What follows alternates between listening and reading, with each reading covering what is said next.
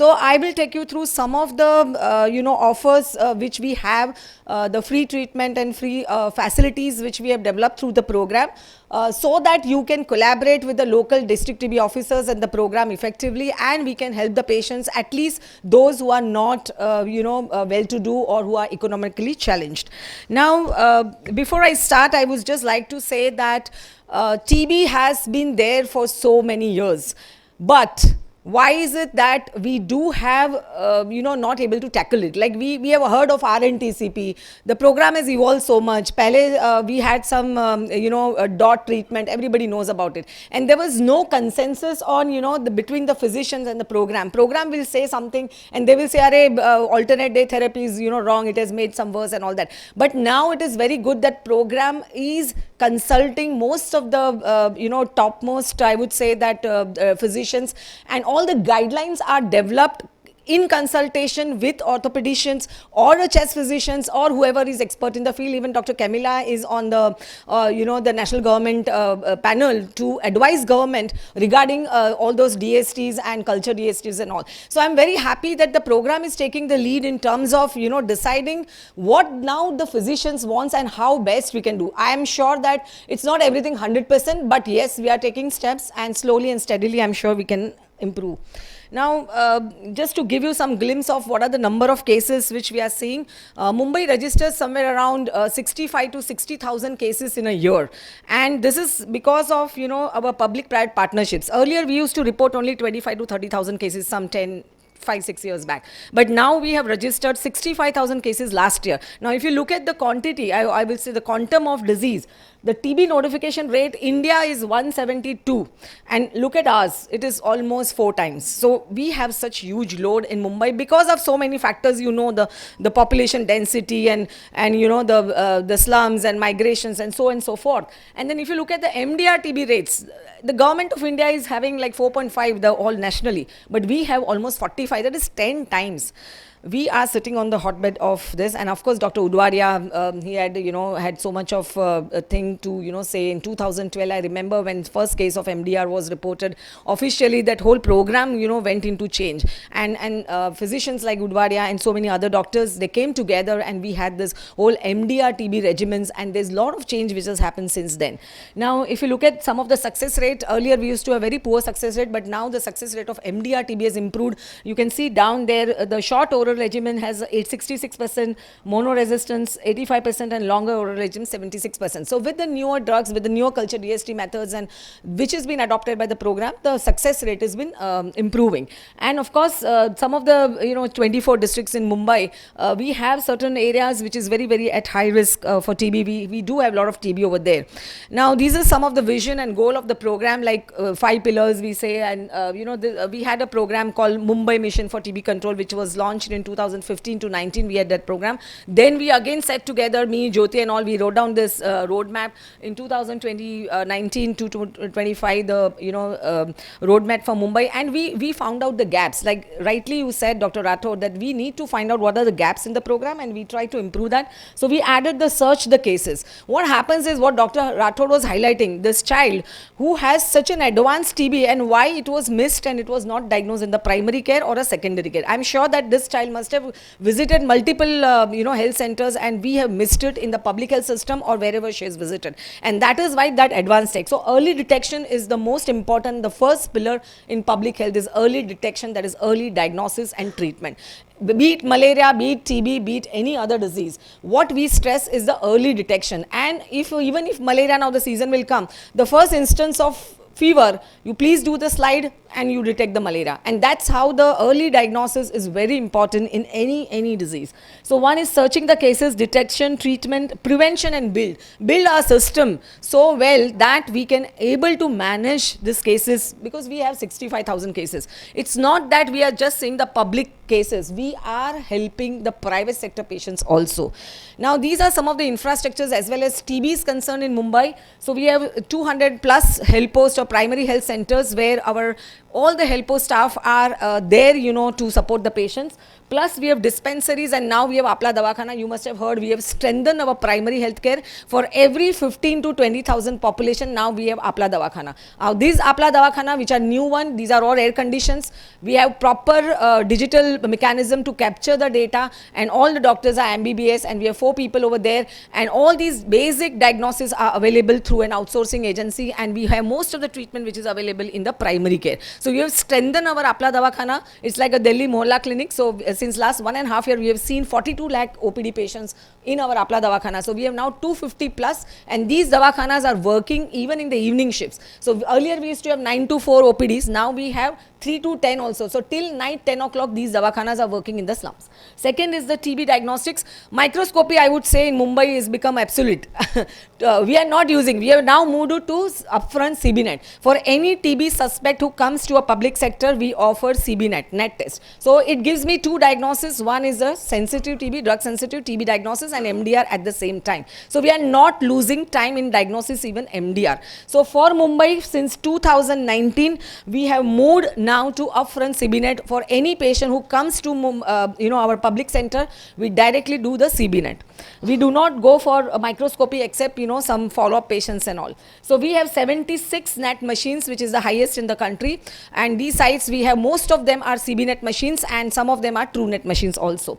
And then we have 230 X-rays, where we have empaneled the private sector laboratories. I would say the X-ray centers. So we are paying this. We have some rates fixed through the tender, and we are paying these private through the vouchers. So we have a voucher system through which our patients are getting X-ray free of cost.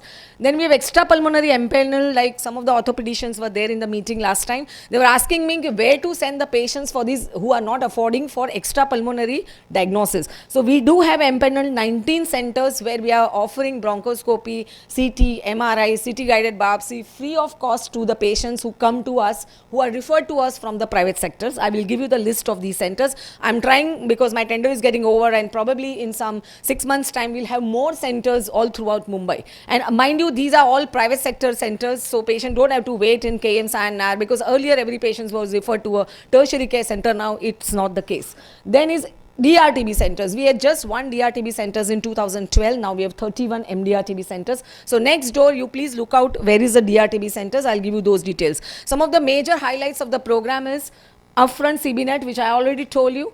PPSA, that is a private sector engagement program. I'll elaborate it more. Some of most important is again, artificial intelligence, using that for the X-rays. Like what we did is a program where all those general X-ray which has been done, the chest X-ray been done for surgery, pre-op and all that, all those X-rays we scan through this software, and even we have picked up, more than 19% suggestive of TB. So around 1,000 cases we have picked up through that artificial intelligence, which do not go to radiologists all the time.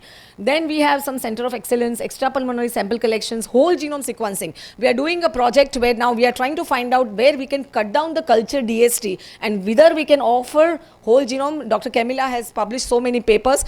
Next to that, I would like to announce that we are also going for targeted genome sequencings. We have machines in Kastuba Hospital where we are trying to find out if now we can add this as a diagnostic modality in the program itself. Right now it is in a research or a pilot mode, but we are trying to see, and with this study once over, it will give us some findings. Then we'll decide whether we can use and we can adopt this in the program protocols, and then in some of the rehabilitation centers. Now, if you look at the numbers, these are just the numbers, 63,000 cases which has been reported. In public sectors, if you see, now private sector has reported more cases to us. And this is as a result of the notification circular which is there. Plus now we are proactively, my staff is going to each and every private clinic as well as hospitals to tell them, Baba, cases report karo. More diagnosis, more early treatment, and more opportunity to now treat these patients and cut down the transmission, especially for pulmonary cases. So that is how we are very happy that the private sector is contributing almost 56% of the total cases which is reported last year. Now, as far as the extrapulmonary is concerned, you can see that out of the total cases, around 30 to 35% patients are being reported at extrapulmonary. And amongst them, if you look at the orthopedic, I think the reporting is very, very under-reporting through the orthopedicians. I'm very sorry, but I would really like to urge to all of you, since cases, all of you are mentioning that we are seeing more and more such patients. Please report these cases to us. So you can see that out of 20,000 patients, only 322 patients we have recorded as orthopedician or osteoarticular TB. So I think there is some scope of improvement here. If you report these cases, at least we will know what is the burden of these osteoarticular cases. I was talking to some of the orthopedicians whether we are seeing a trend which is going down. If you are able to give me that input, that yes, the osteoarticular TB is going down or up, it will really help us, because to plan things, to allot some budget and all, we need these numbers. That is what is important about. Then of course I told you about this notification circular.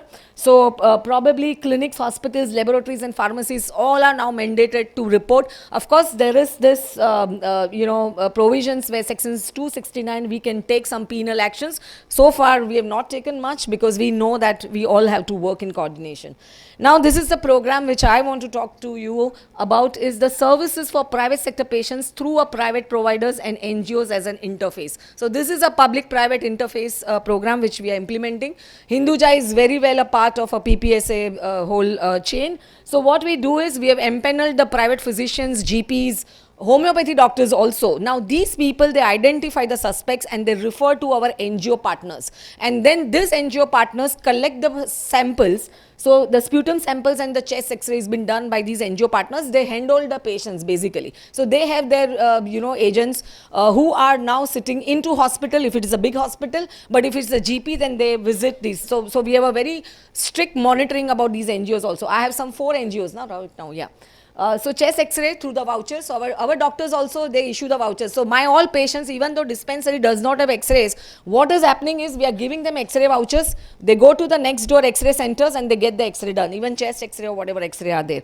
Then there is a gene expert test free which is available. So there is a sample transport mechanism available. We are transporting samples through our agents to these CBNet sites. So as I said that we have so many CBNet centers, and these reports are going to the private physicians on the same day night or the next day on email, and then the hard copy. Then next day notifications, you all private sector says okay humko time nahi rehta hai, so these NGO people only sit and they notify the patients and do that work. But if it is a hospital, we have a dedicated person there, but it's not possible for every clinic to have this support.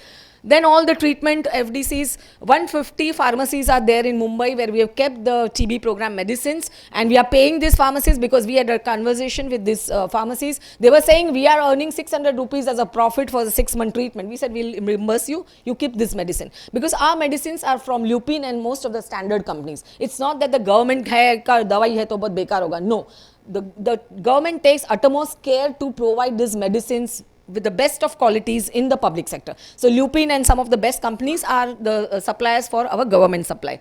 Then comes is the linkages with TB. So HIV testing, diabetes testing, uska follow-up, patient ne dawa khaya ke nahi. So we have DOT system, 99 dots, where patient has to give a missed call to the system so that it gets registered that the patient ne dawa khaya vagere vagere. And then is the counseling of the family members and contact tracing, and also providing the preventive treatment for the contacts. So these all is been done by my NGO staff. And if it is a public sector patients, our TB staff is there. We have somewhere around 500 people who are working in the TB program who are supporting that.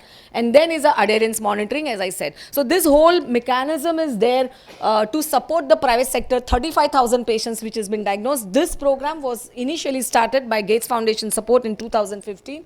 It went for 3 years. Then we said now we cannot have an external funding. We have to integrate in the system. So I and some of our consultants, we sat together and step by step we integrated. We push Government of India to give us the funds, and now under NUHM and the national program we are getting these funds to support the entire program. So I'm very happy that this has gone to entire country. There are 22 states which are implementing this private sector, and I'm saying that the Mumbai led this program very well. These are our culture DST labs. We are offering culture DST free of cost through these centers. These are 3 centers in the public sector and 4 you can say the private sector laboratories. We are paying them.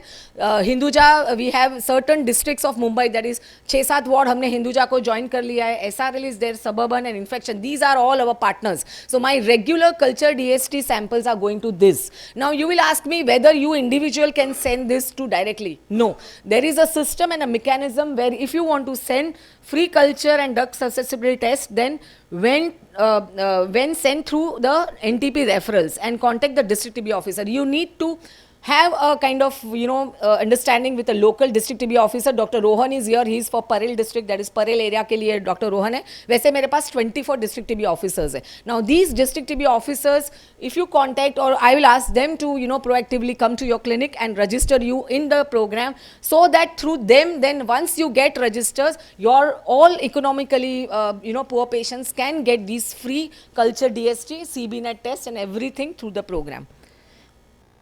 As I was just talking, the same thing, district first is the hub hospital. We call this hub hospital. कितना है अपने पास 40-50 private hospitals? Yeah, so these numbers keep varying. So we have all the hub hospitals where our agents are sitting. Hinduja is one of them. Daily transportation of sputum, LPA culture DST, private culture DST laboratories and public culture. And then these biological specimens are also picked up. So it's not just the sputum. Any specimens can also be picked up, but of course there must be some methods how to transport that. So we have provided that also. Now I'd like to ask Jyoti, who is our WHO consultant, to just take you through the program guidelines or kind of a protocol which the government is following. Yeah, Jyoti. Yeah, just quickly, just an highlight, just 2 slides. So basically this is the integrated DRTB diagnosis and treatment algorithm, which is a part of the PMDT guidelines of 2021. As you can see that all TB patients which are given that in the country. However, Mumbai has gone one step ahead, as madam has already told. All the presumptive cases are being given upfront NAT. So basically NAT comes at the base, and you can see that all of them, if in the NAT we have rifampicin status obviously. So if it is rifampicin resistance not detected, that means rifampicin is sensitive. In that case, reflexly the sample goes to the culture DST laboratories, which madam has mentioned, and they are doing first line probe assay for all the samples. So rifampicin resistance not detected will go through the first line LPA to know the INH status, as we already know that H has to be ruled out. And we are finding around 4 to 5% of H resistant cases as well now currently. And then obviously the patients which are on DSTB treatment, we stop the treatment and put the patient on H mono poly DRTB regimen, which is there. I'll just explain you what is given under that. And reflexly, now again we don't have to order the test. Here what is important, when the program is linked with the culture DST laboratory, this algorithm is given and provided to all the laboratories. So they have to follow the reflex algorithm. We don't have to request each and every test at each and every step. Okay, so here as you can see that first line LPA, if it is H resistance, then reflex testing for the second line LPA automatically goes with the same sample which is available with the laboratory. And then subsequently liquid culture and DST, obviously because it's an extrapulmonary sample, all the sample will first go for culture, and then after the culture, whatever, if it is a RIF resistance not detected, this is what is being followed. And reflex testing, in this we have the LC-DST for moxifloxacin, linezolid and parazinamide. Clofazimine currently is not being given because it is not yet standardized.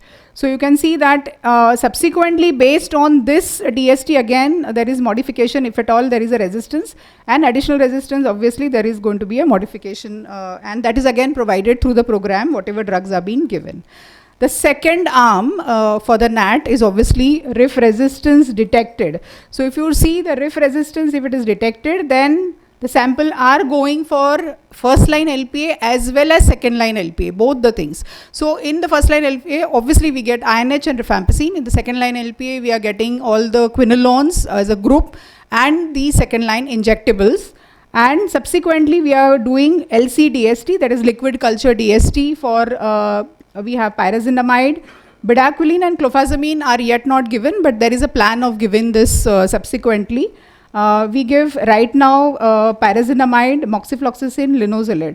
So the newer drugs like BDQ, DLM and clofa, yet we are not giving, it is still in the process. And subsequently, as you can see, as we are awaiting all these results, the patient is already started on the longer regimen or the shorter regimen. And then based on the DST pattern which is there, again there is a modification done depending on what is the resistance. So that this is what it says. So longer regimen is being given and modification based on the DST pattern. So if you look at all in all, currently considering that we are doing first line, second line and LC-DST, we are giving DST for 10 drugs for all the RIF resistant cases. So which drugs we are not giving? Basically, it is the ethambutol, cycloserine, clofazimine, and Pasoclofa. As I said, the standardization is yet awaited. Subsequently, the program is planning to give Clofa. But ethambutol, cycloserine, and PAS, these are the drugs even the WHO is recommending because there is no reproducibility and replicability. This is something where phenotypic DST yet we are not giving as and when WHO says it will be under the program. So this is what is being followed. So quickly, what is there in the DRTB regimen? Shorter oral BDQ containing regimen is there, which is 9 to 11 months. So some of the extrapulmonary, the simpler ones, the lymph nodes and all are coming to this. But if you consider your spinal TB, it is mostly the longer oral MDR, XDR regimen, which is 18 to 20 months, wherein we have the newer drugs, bedaquiline, which goes for 6 months or longer based on the DST pattern. But all in all, 18 to 20 months of levoflox, we have BDQ, then linozolid, Clofa, and cycloserine. And what is being dropped is bedaquiline, which is subsequently after 6 months. BDQ is going to be only for 6 months. So this is the longer regimen which is given. And as we also have H mono cases, 6 to 9 months of levofloxacin, REZ is being given. And subsequently, if there is obviously, because in Mumbai you see a lot of quinolone resistance, around 50%. So levoflox will be further replaced based on the further DST. So this is just a glimpse of what is there. Detailed guidelines are also available, which are on the website. Ma'am. So thank you, Jyoti. You might be wondering that these guidelines are there for the chest physicians. So it is rightly, I think the earlier speakers had highlighted that if you come across the cases, you might refer it to the physicians who might decide these regimens. Now, mainly these bedaquiline and everything was not available in the public, in the open market. It was only through the program. And mind you, the results of MDR-TB management with bedaquiline is excellent. We have got more than 70% or maybe 80% success rate with bedaquiline and delaminate, which is now been there. So I would request that if you find or if you come across such cases, please refer them to the public sector. In fact, Hinduja has it, a DRTB center here downstairs. So most of the patients can be seen in DRTB, but if they are registered with Hinduja Hospital, they will see it. And then we have some more centers like here, Wadia Hospital for pediatric. Then we have Sarvodaya Hospital, NGO driven, then Somaya Hospital, KJ Somaya, Unison Grand Road, Doctors for You has their own independent clinic in Govandi, and Kokilaben Hospital. Now we are signing a MOU. So I request more and more hospitals to sign an MOU with the program so that we are able to give you these drugs. Because for us also to give you drugs, we have to justify and we have to ensure that it will be used properly in the program, because we are also answerable to each and every dose which has been given in the private sector. Just to give you a glimpse that services in private drug resistant TB patients, mind you, in all your extrapulmonary cases, the MDR numbers are around 25%, right? So in extrapulmonary total cases, the drug sensitive is 75% and drug resistance is 25%. So yet in your MDR TB patients, extrapulmonary TB patients, we might have 25% of drug resistance. So we have to be very, very careful. So this all is given free of cost, as we have been talking. All follow-ups, extended DST, second-line anti-TB drugs, pre-treatment investigation, and free consultation also. So these are the services given to the private sector free of cost. So again, the same, we have some of the 12 nodal DRTB we just have for programmatic point of view. We have district DRTB centers. We have staff who follow up these patients regularly. They remind the patients to give the samples if it is follow-up. Of course, for orthopedic, the case doesn't arise, but if it is sputum, then it's very important. Then I will just touch upon this TB preventive treatment. What we are doing is, all the pulmonary TB patients, context has been traced. They have been given 4 symptom screening, then rule out the active TB. Offer IGRA testing. So IGRA testing is available in the program free of cost. IGRA is tested, X-ray is taken. So if IGRA positive, X-ray normal, then TPT treatment is initiated for the context. So this preventive treatment is now been started since last, I think, 1 year in the program. Now what is this? The drug sensitive context, we are giving this shorter regimen, that is 12 doses, that is for 3 weeks, once in a week dose of rifampicin and INH. So it's a once week dose for the context who are IGRA positive, X-ray normal, and we have ruled out the active TB. So this TPT is given to all the contexts of drug sensitive. For DRTB patients, rifampicin 4 months is given daily, and DRTB who are rifa resistance, this we are now starting as a pilot in Dharavi, where levofloxacin for 6 months will be given. We have yet to start that, right? FQ sensitive, yeah.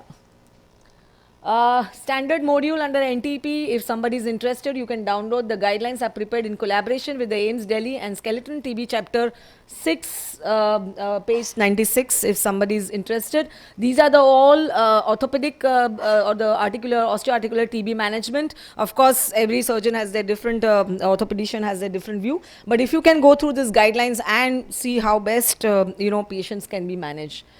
Preventive strategies. Now we are coming out with a BCG revaccination program.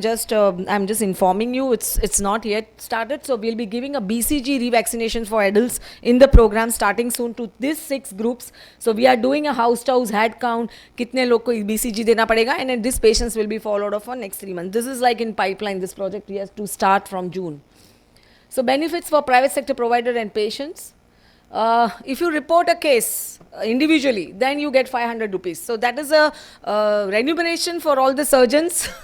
I don't know how many will claim, but yes, there are a lot of physicians. If they are registered in Nikshay and they directly report the case, we are paying them 500. I can give you the numbers also how much we have paid. Then it could be laboratory, it could be pharmacies, hospital or a clinic. So probably, the clinics are claiming this. Even if you are practicing there, then they might take this share.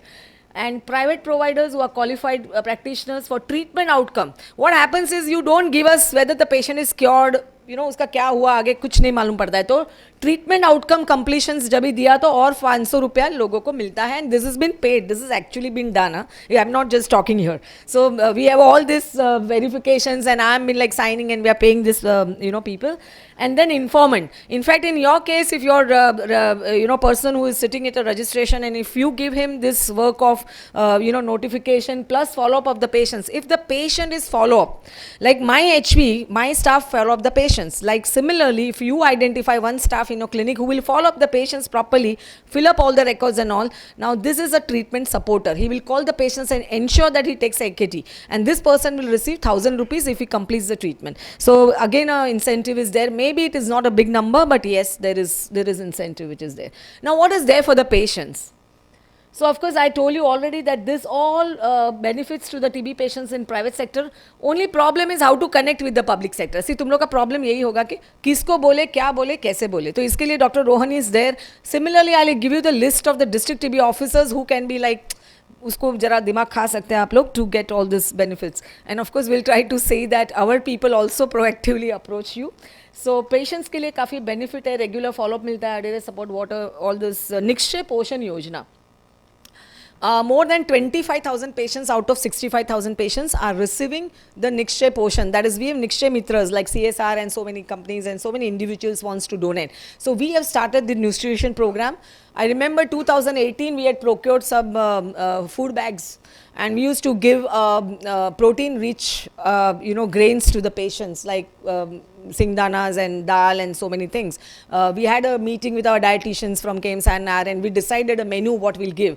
But then I realized that it is so difficult to reach out this every month this bag to the patients. So then this Nikshay Poshan Yojana, we identify a donor, we tell them okay 15 patient kitna sponsor karna hai aap dekho, and you reach out to these patients and give them. We have a standard protocol for that also, and you can register yourself as a Nikshay supporter or a TB supporter in the program.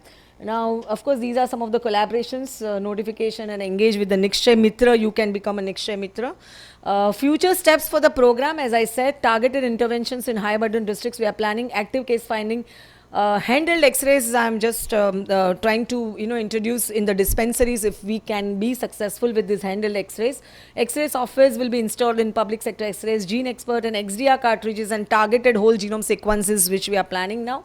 Differentiated TB care for stratification of risk patients and mass awareness. Of course, awareness के बनाए तो कुछ नहीं हो सकता है. So these are the future steps. I would really request that since we have come together so long, let us join hands. This all requires 3C. One is to coordinate amongst ourselves, collaborate and commit.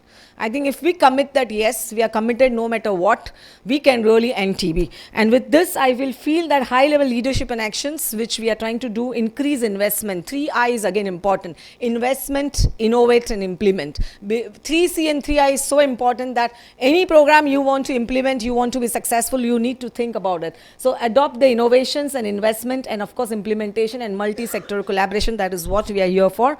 So with this, I would end my talk by saying that there are miles to go, but I'm sure that we all will be supporting each other for our patients.